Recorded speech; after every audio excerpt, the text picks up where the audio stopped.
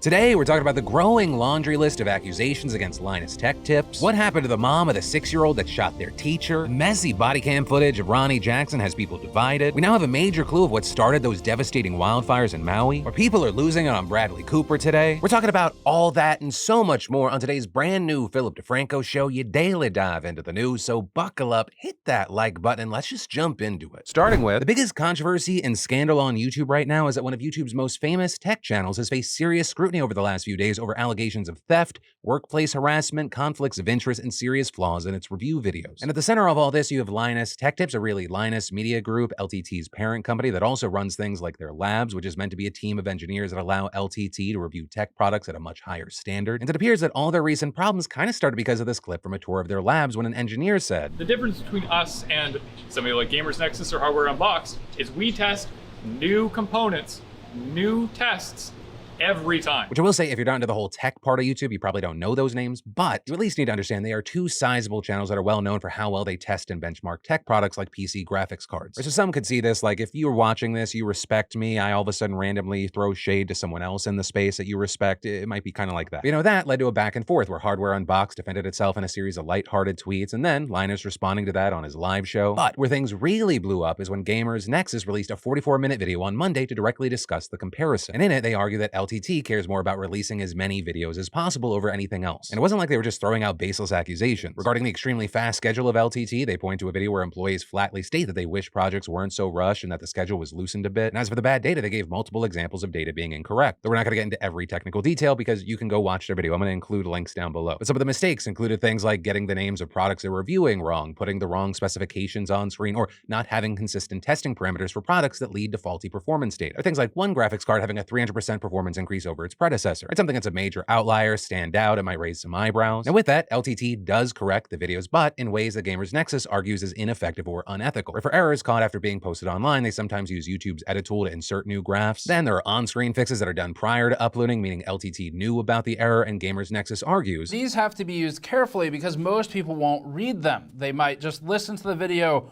or kind of tune it out. So these shouldn't be used for undoing criticism that was unfair. Or like if they said that something about a product sucked, but it was actually because they used it wrong. And speaking of product reviews, ethical concerns were also raised about Linus and the company's connections with certain manufacturers. Things like LMG makes a screwdriver and has a branding deal for it with Noctua, a cooler manufacturer that they also regularly review alongside competitors. Or that Linus has invested a sizable amount of money into the laptop maker framework. And all of that culminating in a situation that many feel encapsulates the issues with LTT's reviews. Or like they recently put out a video about a GPU water cooler block by the small company Billet Labs. The thing was reportedly a prototype, but the MSRP of the final product was very expensive at nearly $1,000. The item was also made for a specific graphics card, but Linus tested it on a newer model and argued that it should work close enough. And that incompatibility actually led to issues trying to attach the prototype and test it, leading Linus to say that no consumer should ever buy it. And even LTT fans at the time were upset at how Linus gave a conclusion despite improper testing. Or some felt it was something like trying to review a sports car by taking it off-roading and then concluding that it just sucked. However, with that, Linus doubled down on his live show, arguing, nothing would have changed. Nothing that obeys the laws of physics would have changed the conclusion. With him then going on to say, but I'm not, I don't know, guys. I'm not sure if I can apologize for not spending another $100, $200, $300, $500 of various people's time sitting and engineering a workaround to a product that no matter the result, nobody should buy. And so for many people, that last comment kind of cemented that Linus cared more about getting videos out quickly rather than getting them right. But that was just the tip of the iceberg for the issues with Billet Labs, because after that review, the company asked for the prototype back in order to send it to other reviewers. However, that never ended up happening, and months later, the item was auctioned off for charity at LTX, or that recent expo where the clip starting this firestorm came from. And Billet Labs was understandably upset as LMG had reportedly promised to send the card back to them. So the bad review and having their prototype sold felt like a kick while they were down. And all that leading to this huge public outcry with fans and critics ripping into Linus saying he stole the prototype. And that was in addition to not getting their data right when consumers rely on their reviews when buying products. We then saw Linus replying in a forum post with that not going well. In it, he got blasted for writing, "I still disagree that the Billet Labs video is an accuracy issue," saying it's more like I just read the room wrong. And to that, Gamers Nexus and others pointed out that as a review channel, their conclusion should be objective and not based on what the room wants to hear. Although Linus did concede that a writer on the team actually told him that the video should have been redone properly. And that just because it's an expensive high-end product, it doesn't mean that fans may not want to see it rip. I kind of think of it how like many fans of Top Gear can't afford Ford supercars that they show, but they still like to see high-end stuff perform. But with all this, one of the big things that got him completely ripped into was saying that he was disappointed with Gamers Nexus's piece, saying that they should have reached out to him for a comment, and saying if they had done so, they would have learned that there was already an agreement to pay for the prototype, or like the fact that we didn't sell the prototype, but rather auctioned it for charity due to a miscommunication. And while there, it seemed like maybe he was trying to point out the difference between like stealing something and there being a miscommunication and it got auctioned off. It appeared that most people kind of locked onto and just mocked the idea that there was a difference between selling and auctioning. However, with all that, we saw Billet Labs telling Gamers Nexus that much of that just wasn't true. Linus's statement makes it seem like there was an agreement already in place to remedy the issue when Gamers Nexus released its Monday video. But apparently, the email to compensate Billet Labs wasn't sent until hours after the video went live. But overall, Linus's response there was seen as kind of lacking and defensive rather than owning up to what many said were valid criticisms by Gamers Nexus. And with that, saying by attacking Gamers Nexus, Linus was just shooting the messenger. But with that said, this morning they actually uploaded a video that tackles many of the accusations that were brought up, though not all. First off, the company is putting production on hold for at least the next week to discuss all this and the steps moving forward, with Linus apologizing for how he handled the situation and saying it was pretty much his fault as he was CEO at the time. Right, and since then, and not because of the situation, Linus and his wife Yvonne had hired a CEO to take over many day-to-day operations, and he promised to shake things up in this video. Additionally, Yvonne announced that there would be a reduction in uploads moving forward and that production was being halted for at least a week to discuss systems at the company, and adding, "Staying relevant on YouTube is hard for everyone, but we aren't fighting for survival anymore, and we don't need to run at this pace.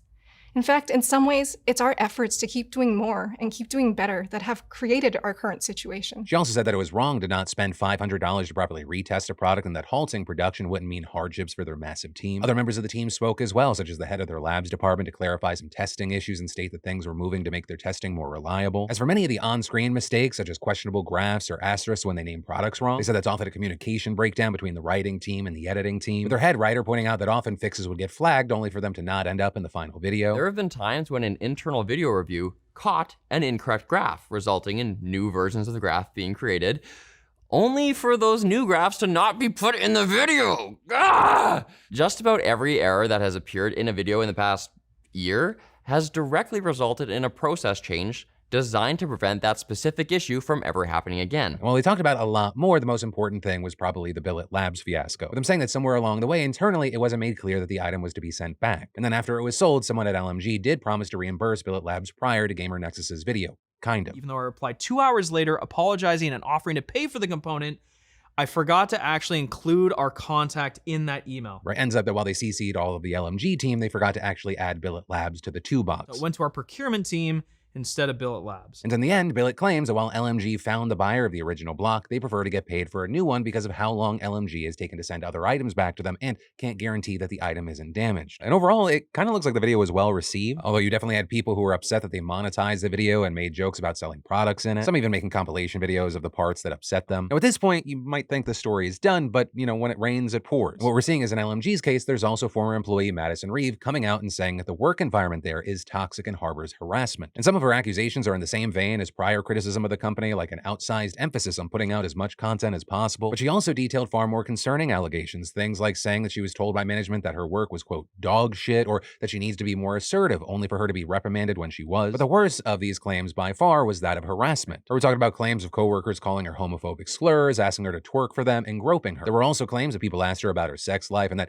I was told that certain issues were sexual tension and I should just take the coworker out on a coffee date to ease it out. And she claims that her concerns were largely brushed under the rug or ignored, and she finally quit after a colleague told her, "I think the reason you try to be funny is because you lack any other skills." And so with that, you've seen some saying these allegations line up with an image of Linus that is anti-worker, right? And this because they say in the past he's made statements about not liking certain unions and feeling that if his employees unionized, it meant that he failed as a business owner. There are also some details out there about allegedly leaked contracts that prohibit employees from speaking about their salaries with coworkers, which is something that, like, if you were based in California, is highly illegal here, though it's probably just unethical at worst in British Columbia, where LMG is based, or because that province has no laws explicitly protecting a worker's right to discuss salary with colleagues. And the final and last second update to this story is before posting, LMG got back to us. I'm going to include the full FAQ of responses in the top pinned comment of this video, but I wanted to include at least their responses to the two last controversies. The first being their response to what are your thoughts on members of the community feeling this initial controversy wasn't being taken seriously due to things like jokes about store plugs, kicks to sponsors, and the video addressing the situation being monetized, to which they said, "We're LMG. Even when our content is serious, we have elements of fun in it. This has been our style, and we wanted to send a message to our community community that just because the suits are talking about workflows and processes, the fun isn't going anywhere. The netting, jokes aside, we have a decade-long unbroken streak of daily videos. To pull back this dramatically, I think shows how seriously we're taking community's feedback and saying we didn't include a sponsor for the video and we heard the feedback from our community and from our team internally and we turned off AdSense monetization for this video. And to the question, what is your response to the allegations levied by former employee Madison Reeve and will there be any action taken? They responded, we are taking the allegations very seriously. Immediately, our HR team will be conducting a thorough assessment of the allegations. We've already begun combing our personal files and past notes and correspondences to see if we can corroborate any of what's being said. Furthermore, we will also be hiring an outside investigator to look into the allegations and will commit to publishing the findings and implementing any corrective actions that may arise because of this. When we are ready, we will release a statement. For now, we would ask that we allow our team the time they need to be as thorough as possible. As this will take some time and due to our employee confidentiality responses, we may not be able to provide a comprehensive statement until we've completed our investigation. We pride ourselves on maintaining a safe and inclusive environment. Saying in addition to our existing report systems, both anonymous and otherwise, we've proactively reached out internally today to encourage members of our team to report any workplace bullying or harassment they might be experiencing so we can take quick and decisive action. In closing, we are halting video production and will be reducing our video output in the coming weeks as we strive to provide improvements to processes and work-life balance for our employees. But ultimately, that is where we are with this developing situation. We're going to keep our eyes on it, and without a doubt, there's going to be more to talk about in the coming days. But in the meantime, I got to pass the question off to you, whether you're a part of these communities, if you're in this tech space, or you're completely outside, and I'd love if you'd let me know that in the comments. What are your thoughts, feelings, takeaways? Where do you stand on this and why? And then, Bradley Cooper is being accused of anti-Semitism. The trailer for his latest movie, Maestro, just came out, and in it, Bradley plays famed conductor Leonard Bernstein. And actually, in addition to playing the lead role, Bradley directed, co-wrote, and produced the film. And with this, we've seen a lot of backlash surrounding the fact that it looks like Cooper is wearing a prosthetic nose to play Bernstein, who is Jewish. And so because of that, you have people saying that by doing this, Bradley, who is not Jewish, has reduced Leonard Bernstein to an anti-Semitic trope and caricature. And some writing things like the debate over whether it's okay for non-Jewish actors to play Jewish roles or whether Jewish actors should be favored for those roles is complicated. But giving an actor a literal prosthetic nose to play a Jewish man feels like the grossest possible manifestation of it. And there's never an excuse for using a prosthetic nose to portray a Jewish person. It's just a vile stereotype that we must eliminate from our society. Some speaking on the history of this and noting the quote, big nose stereotype for Jews comes from Nazi propaganda meant to dehumanize Jewish people. Others also saying the whole situation is made even more baffling by the fact that actually if you look at old photos of Leonard Bernstein from when he was young, Bradley Cooper could actually look more like him without the prosthetic. You also saw a number of people angry because reportedly before Bradley Cooper was selected to play Bernstein, Jake Gyllenhaal, who is Jewish, was hoping to make a biopic about him, though Jake ended up losing the rights to Bradley and his team, with him eventually telling Deadline that he wished them the best on the project. But the idea of playing one of the most preeminent Jewish artists in America and his struggle with his identity was in my heart for 20 some odd years. So you saw some people frustrated there, though you did have people defending Bradley. And among those, you had Leonard Bernstein's kids, who put out a statement this morning saying that Bradley included them in every step of the filmmaking process and added, it breaks our hearts to see any misrepresentations or misunderstandings of his efforts. It happens to be true that Leonard Bernstein had a nice big nose. Bradley chose to use makeup to amplify his resemblance, and we're perfectly fine with that. We're also certain that our dad would have been fine with it as well. And while we've seen many people glad that the family weighed in here, giving their remarks saying, their opinion matters almost the most, still, for others, they don't think the statement sits well with them. Which is why I'm going to pass the question off to you. What side of this do you land on and why? And then, y'all, working out consistently can be so hard, but seeing some results really keeps you going. And so I want to take a second to thank Copilot for helping me through that journey and for being the sponsor of today's PDS. Because Copilot makes working out easy. Their coaches are able to schedule workouts that you just simply follow. Personally, I love how the app and my trainer Devin work with me to get better results. Like recently, I felt like my biceps have been plateauing, so we've been working on my form to slow down my descents on my hammer curls, raising weights on bicep curls, and of course, then modifying the game plan and introducing new workouts to help me do things like burn out my chest for good measure.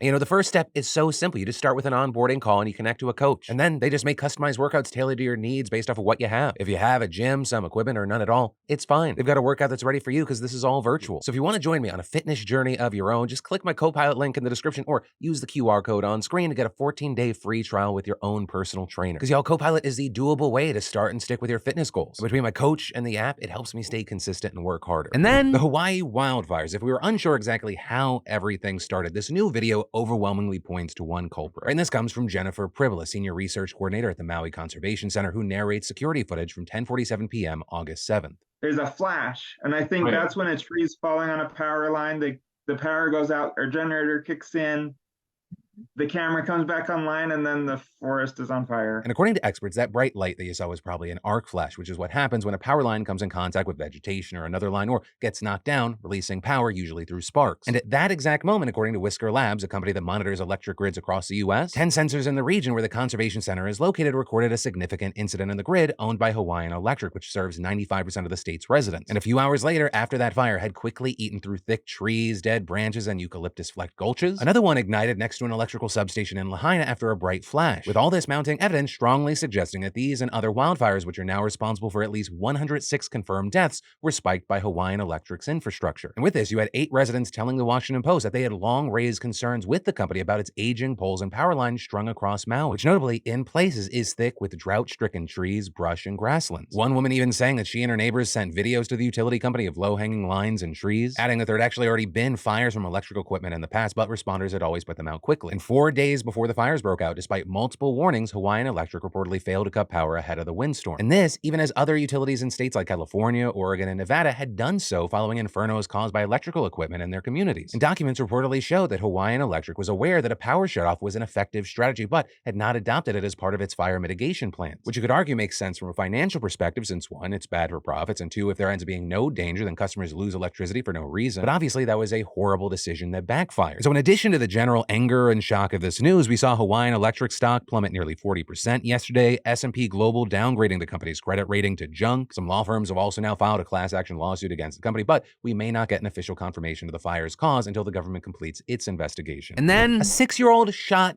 his teacher. Remember when we talked about that earlier this year? Back in January, that first grader brought a gun to school, shot his teacher, Abby Zwerner. One of the biggest questions on everyone's mind being what type of repercussions were going to happen to the parents of the shooter. Well, we now know with the boy's mother, Deja Taylor, pleading guilty to felony child neglect yesterday. And as part of her plea deal, the misdemeanor charge of reckless storage of a firearm was dropped. Prosecutors agreeing to only seek 6 months in jail, but ultimately it comes down to the judge, because the 6 months is essentially a recommendation and the judge can do what they want, and the maximum sentence here is up to 5 years in prison. Also, yesterday we learned how the boy got the gun in the first place. Right, according to Joshua L. Jenkins, the assistant attorney at Newport News Commonwealth, the gun was stored in Taylor's purse on top of a dresser. So the boy just pulled out a drawer and climbed up the dresser to reach the top and take the gun from his mother's purse. But as far as the actual punishment, Taylor's sentence is set for late October, so we're gonna have to wait to see what happens there. And when we wait to see, what are your thoughts regarding not only the situation, but specifically, what do you think the punishment should be? And then let's talk about this messy body cam footage of Representative Ronnie Jackson and the controversy around it all. Because Jackson is currently a Republican representative for Texas, but before that, he was the White House physician for both Obama and Trump. In fact, Trump loved him so much, he nominated him to head the VA, but Jackson withdrew his nomination after White House staff accused him of fostering a hostile work environment, improperly dispensing prescription drugs, and potentially drinking on the job, with the DoD Inspector General finding that he had actually bullied staff and made sexually inappropriate remarks, though he denied that report. And that background is said to be relevant to the story that we're talking about today because it involves a medical crisis that he responded to at a rodeo in his district last month, with police body cam footage taken at the scene appearing to show Jackson approaching a group of people around a 15-year-old girl who authorities said was having seizures. And very notably here, there is no audio for this part of the footage, which makes the story incredibly messy, because then a few minutes later, we see the Texas state trooper seemingly nudging Jackson and gesturing for him to get back from the girl. He then stands up, appears to get into a confrontation with the trooper, and is quickly led away by 2 other troopers as the girl is loaded onto a stretcher. Jackson continues to talk to the troopers, and then about 30 seconds later, 2 officers tackle Jackson to the ground. They handcuff him, they hold him to the ground with his face down, and about 50 seconds after that, he's seen standing again talking to police, and then the audio comes in. No, you did not. You came in, you flew in, and you were full on. I did ask you to get back, and you did not get back. I will take him. You better recalculate, mother. Multiple people asked you to get back. No, nobody asked me to get back. Yes, they did. This lady did. No, she didn't. Yes, she did. Everybody here asked you to get back. Then, a couple minutes later, the confrontation continues at another location. When multiple officers asked you to get back in the EMS... Nobody asked me to get back. Yes, they did. No, they didn't. I was talking to her about her blood sugar and her blood pressure. You were the first mother to say something to me. The first one. Nobody did. The parents didn't want either of y'all there. We were trying Nobody to said something to me. Nobody. The first person I said, hey, can y'all stay back? Nobody listened. The first person I heard was you rolling in, and you were like, get the back in my face. I'm fine. I'm fine. I'll apologize for it. Walk with me. I was just trying to help, dude. Okay. And it has nothing to do with who I am or what I do. I was in the ER doc, man. Okay, let me speak. I know you were there to help, right? But I got EMS coming on scene. I got multiple parents asking. Nobody was there yet, though. Yes, they were. No, they weren't. They was just rolling up as I was Hey, we got a Clark coming. The two going on to argue about what was wrong with the girl, Jackson saying multiple times that he was an ER doctor and listing other qualifications before threatening to call Governor Greg Abbott. Okay, I'm glad you're an ER doctor, but you're not EMS and you're not emergency services. Dude, those guys work for me. I'm an ER doc. Okay. I'm going to call the governor tomorrow. I'm going to talk to him about this because this is ridiculous, man. arguing.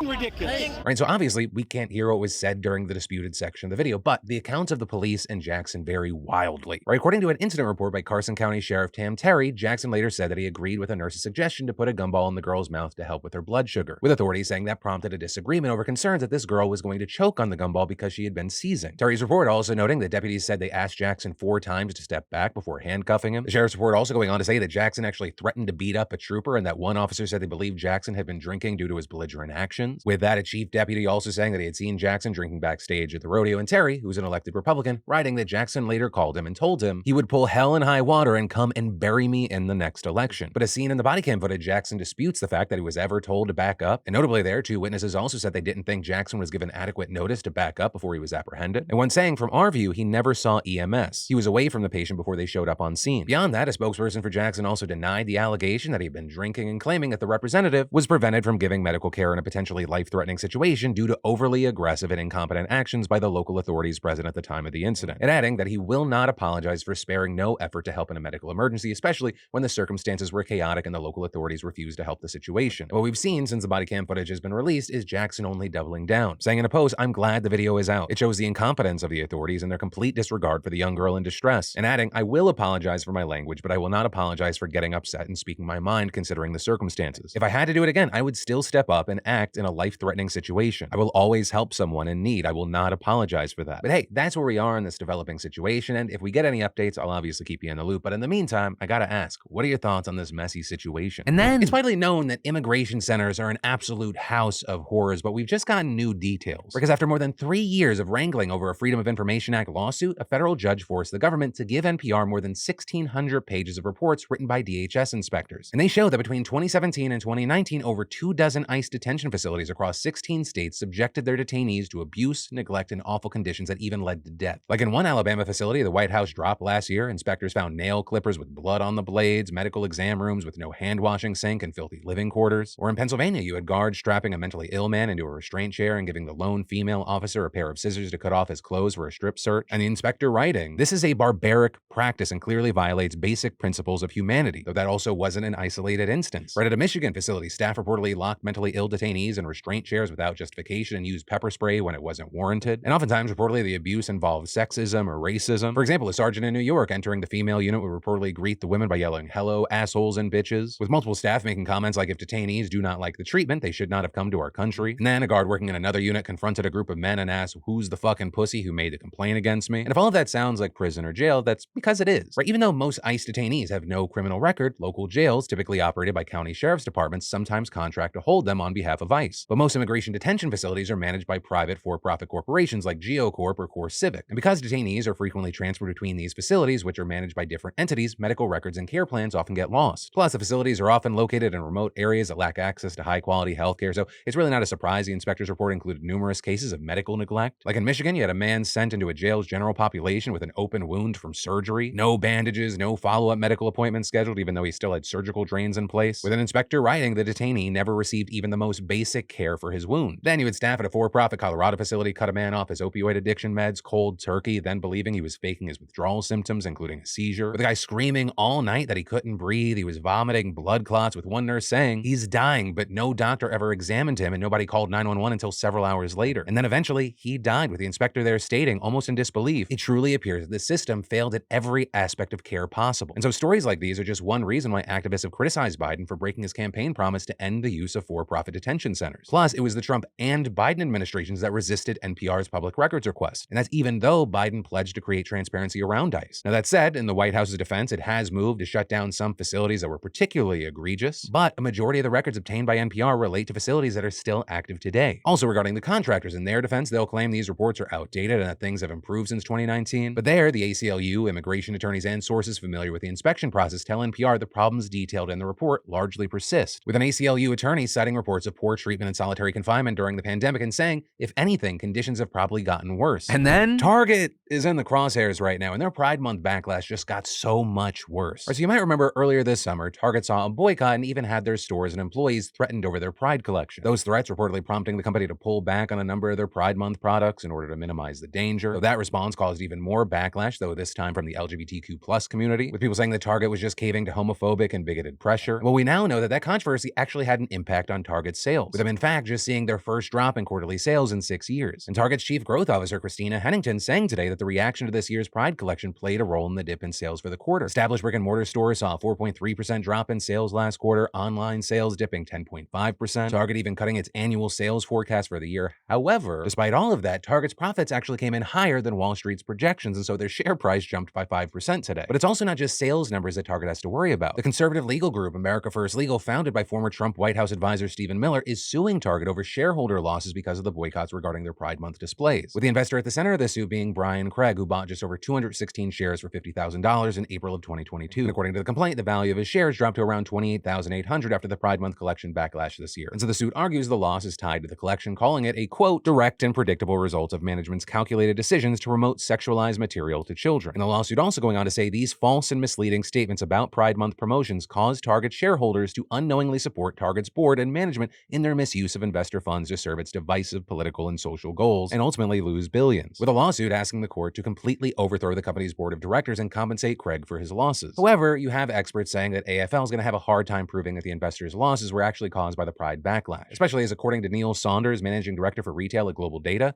Target's stock price had been on the decline for a while before the Pride Month collection debacle. But here's the thing, the quarterly sales numbers we now have and Target's own admission that the backlash did have an impact on sales may help AFL's case. So on the other hand, Target's been releasing a Pride collection since 2011, and it wasn't until conservatives, including Stephen Miller himself, pushed for a boycott that the sales numbers suffered. So it could be argued that there was a lot of historical data for Target to say this sort of thing wasn't going to happen. And in fact, it only happened because of the people now suing. But when it comes to the law, you never really know how it's going to play out, so we'll have to wait and see. And that is where your daily dive into the news is going to end today. But for more news you need to know, I got you covered right here in the links down below. Yesterday we had a 27-minute show. And hey, if somehow you've already seen everything, don't worry, because my name's Philip DeFranco. You've just been filled in. I love yo faces, and I'll see you right back here tomorrow.